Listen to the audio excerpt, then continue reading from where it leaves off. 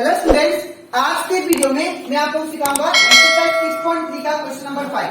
हम लोग class 9 maths का चैप्टर 6 कर रहे थे, that is lines and angle. इसके पिछले वीडियो में मैंने आप लोग को एक्सरसाइज 6.3 का क्वेश्चन नंबर 1 से लेके क्वेश्चन नंबर 4 तक एक्सप्लेन कर दिया था, और इसी के साथ साथ मैंने आप लोग को इस चैप्टर का एक्सरसाइज 6.1, 6.2 का जितना भी क्वेश्चन था एक्सरसाइज का वो सारा कंप्लीट करवा दिया था, ठीक है।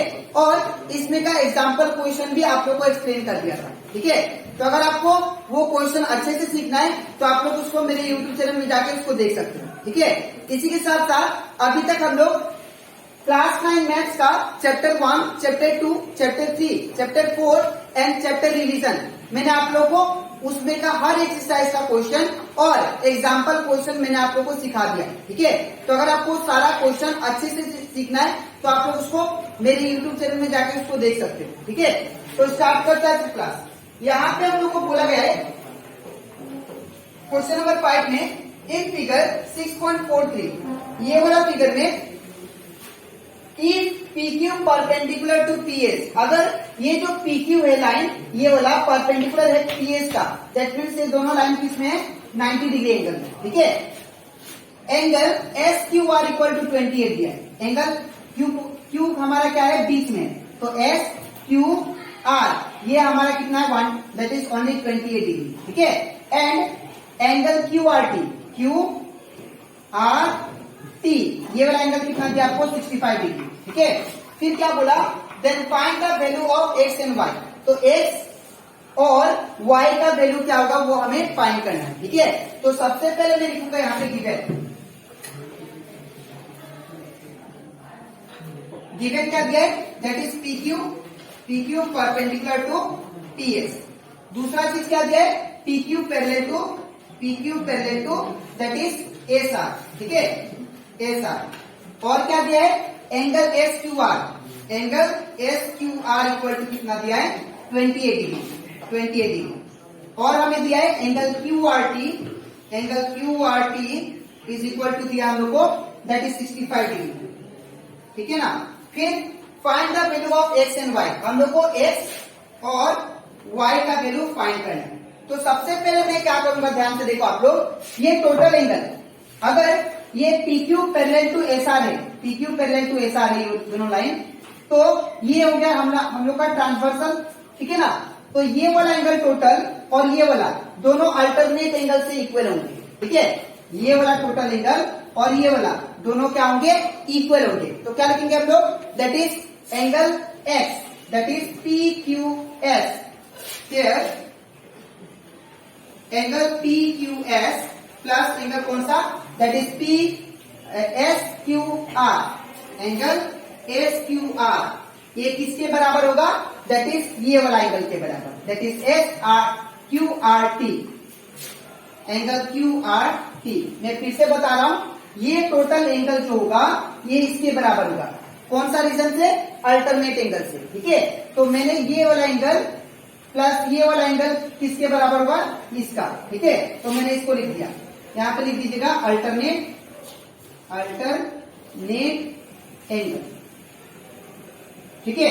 इसके बाद यहाँ पे एंगल PQS का वैल्यू कितना दिया है x, तो यहाँ पे क्या होगा x प्लस एंगल SQR का वैल्यू देखिए क्या दिया है 28, तो यहाँ पे कितना होगा 28 degree, equal to angle QRT का वैल्यू कितना है 65, तो यहाँ पे 65 डिग्री, ठीक है। अब हम लोग तो यहाँ पे x को सिंगल छोड़ेंगे तो x इक्वल टू क्या होगा, ये प्लस था, इस वजह से माइनस, तो यहाँ पे 65 डिग्री माइनस क्या होगा 28। तो अब 65 डिग्री माइनस 28 करेंगे तो कितना आएगा, ये x इक्वल टू 37 डिग्री, ठीक है। तो ये आ गया हमारा x का वैल्यू, ठीक है। अब हम लोग यहाँ पे ट्रायंगल PQS लगाते हैं, ठीक है। तो इन ट्रायंगल PQS यहाँ पे bye angle sum property of A triangle, हम लोग क्या जानते हैं, इन तीनों एंगल का सम किसके बराबर आएगा 180 का, ठीक है। तो bye angle sum property of triangle क्या लिख सकते हैं, that is angle QPS, angle QPS plus angle फिर कौन सा, angle that is PQS, angle PQS plus angle फिर कौन सा PSQ इक्वल टू किसके बराबर होगा 180 का। ठीक है, अब क्या होगा यहाँ पे एंगल QPS कितना दिया 90, तो यहाँ पे क्या होगा 90 डिग्री प्लस एंगल PQS कितना दिया है PQS, ये आपको x दिया तो यहाँ पे x होगा। ठीक है, प्लस का प्लस, अब PSQ कितना दिया है PSQ आपको y दिया तो यहाँ पे y इक्वल टू 180 डिग्री। ठीक है, अब इसके बाद क्या करेंगे हम लोग, यहाँ पे x का वैल्यू को सब्स्टिट्यूट करेंगे। ठीक है, तो 90 का 90 प्लस का प्लस, x का वैल्यू कितना दिया 37, तो यहाँ पे क्या होगा 37 डिग्री प्लस y का y इक्वल टू 180 डिग्री। ठीक है, अब 90 प्लस 37 ये कितना होगा दैट इज 127 डिग्री। ठीक है, प्लस का प्लस y का y इक्वल टू 180। अब अगर मैं यहाँ पे y को सिंगल छोड़ू, ठीक है ना, अगर मैं y को सिंगल छोड़ता हूँ तो ये 127 प्लस में इसको राइट साइड भेजने से क्या होगा माइनस। ठीक है, तो y इक्वल टू क्या होगा 180 डिग्री माइनस 127 डिग्री। ठीक है, तो यहाँ पे y इक्वल टू कितना आ गया दैट इज 53 डिग्री। ठीक है, तो यहाँ पे y का वैल्यू ये रहा और x का वैल्यू मैंने यहाँ पे फाइंड कर दिया। ठीक है, जो कि हम लोग को वही फाइंड करना था। ठीक है, तो ये कंप्लीट हो जाता हमारा एक्सरसाइज 6.3 का क्वेश्चन नंबर 5। अब हम लोग करते हैं एक्सरसाइज 6.3 का क्वेश्चन नंबर 6। इसमें दिया गया है in figure 6.44 the side QR of triangle PQR। अब ये साइड ट्रायंगल PQR का साइड जो दैट इज QR है, ये QR साइड, इसको आगे तक प्रोड्यूस किया गया है। कौन सा पॉइंट तक? S पॉइंट तक। ठीक है, वही लिखा है यहाँ पे। If the bisector of angle PQR, अगर एंगल PQR का बाइसेक्टर हमारा QT है, ठीक है, दैट इज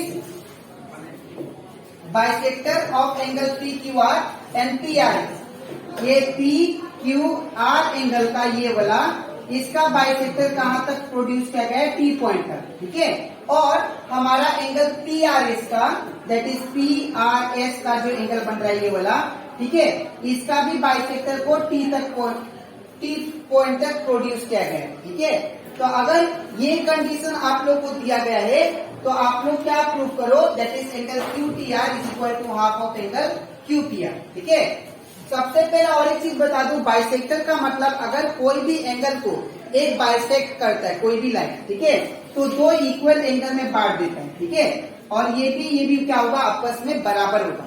ठीक है, because of this bisector QT and that is RT।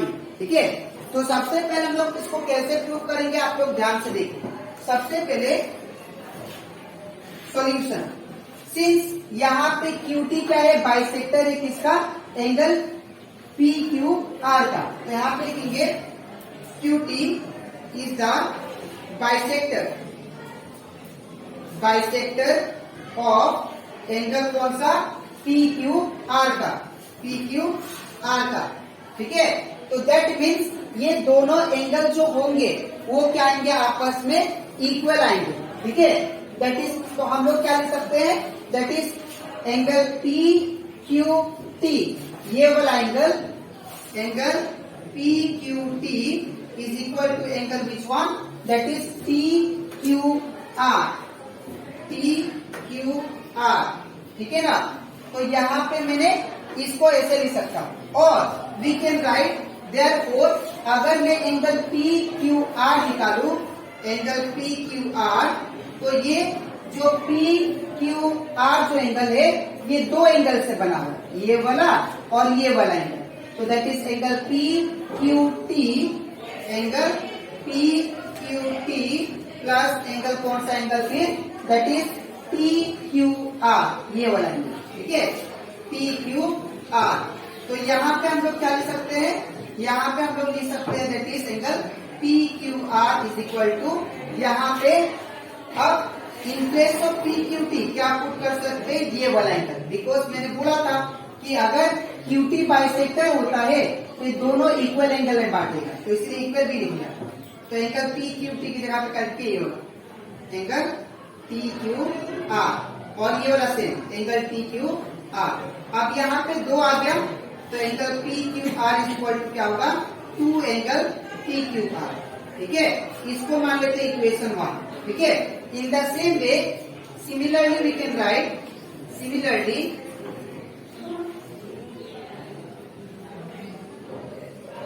Similarly हम लोग क्या बोल सकते हैं, एंगल पी आर एस जो है, एंगल पी आर एस जो है वो किसके बराबर होगा, that is angle P R T.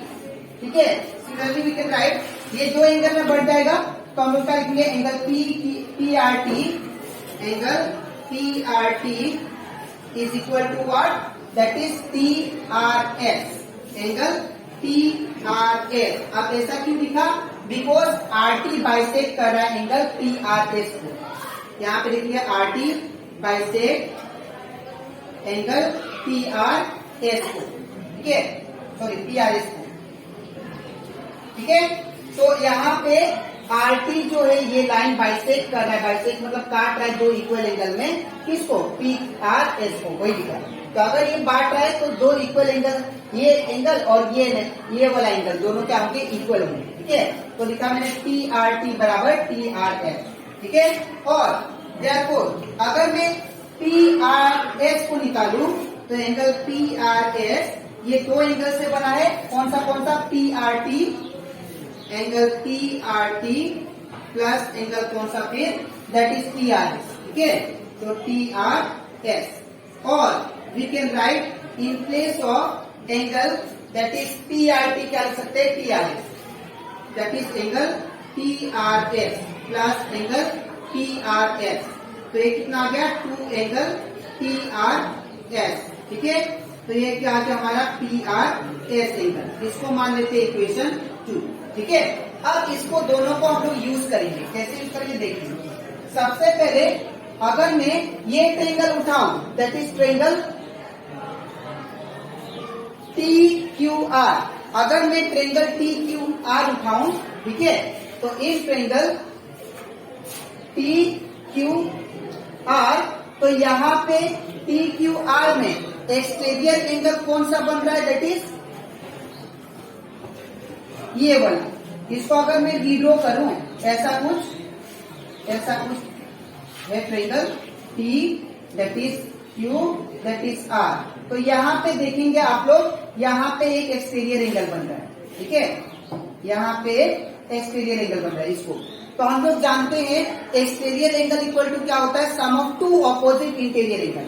तो ऑपोजिट, इसका ऑपोजिट इंटीरियर एंगल कौन सा है, एक ये है और एक ये है, तो हम लोग क्या लिख सकते हैं, that is T Q are, T R S जो होगा वो किसके बराबर होगा, that is P Q are का एंड क्यू टी आर का। ठीक है, तो लिखेंगे यहाँ पे इन ट्रायंगल कौन सा, टी क्यू आर, ये वाला triangle T Q R, exterior angle equal to क्या होता है, एक्सटीरियर एंगल इक्वल टू होता है sum of two opposite interior angle.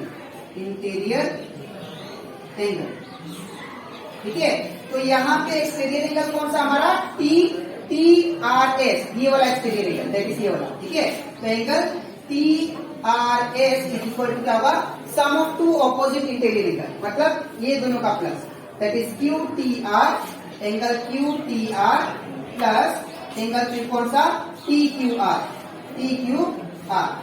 ठीक है, अब मैं क्या करता हूँ, यहाँ पे क्यू टी आर को सिंगल छोड़ता हूँ, तो ये वाला इस साइड आएगा, तो यहाँ पे क्या होगा, एंगल टी आर एस, ये प्लस था, इस साइड आए तो minus, angle T Q R is equal to angle Q T R. ठीक है, अब यहाँ पे इसको उल्टा कर देता हूँ, तो उल्टा करने से क्या होगा, Q T R is equal to angle T R S minus angle T Q R, तो इसको मान लेते हैं इक्वेशन 3।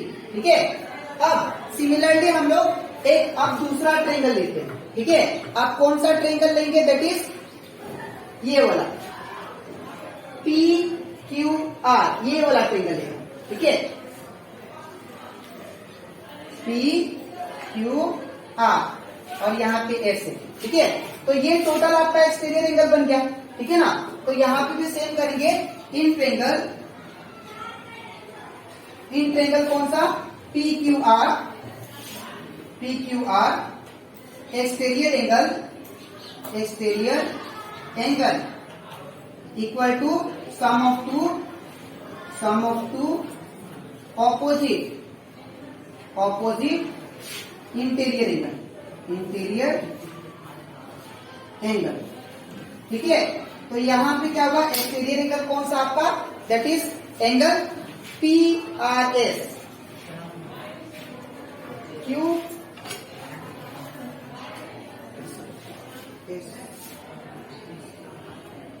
तो एक्सटीरियर एंगल आपका कौन सा है, that is S R P, ये वाला एंगल आपका क्या है, एक्सटीरियर है। तो क्या लिखेंगे, एंगल एस आर पी। तो यहाँ पे होगा angle S R P is equal to, अब हम लोग जानते हैं sum of two interior angle होता है, तो इसका ऑपोजिट कौन सा इंटीरियर होगा, ये और ये। तो क्या लिखेंगे, angle Q P R, angle that is Q P R, angle Q P are plus angle फिर कौन सा होगा, पी क्यू आर, ठीक है ना। अब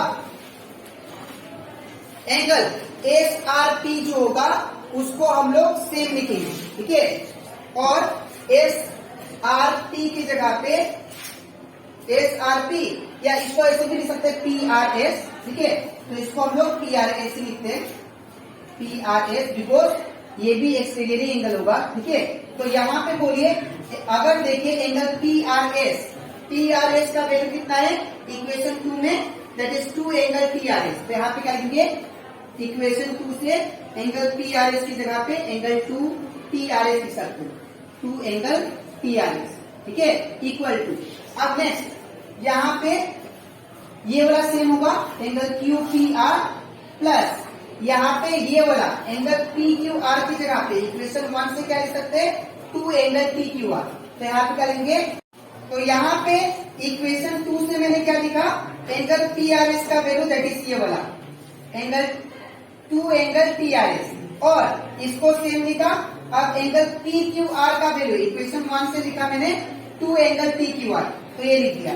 तो जो लिखा कहां से लिखा उसको लिख देता हूं, फ्रॉम इक्वेशन 1 एंड 2, ठीक है। अच्छा, अब ये डायग्राम का कोई काम नहीं है तो इसको मैं रफ कर देता हूं, ठीक है। अब यहाँ पे अगर ध्यान से देखो आप लोग,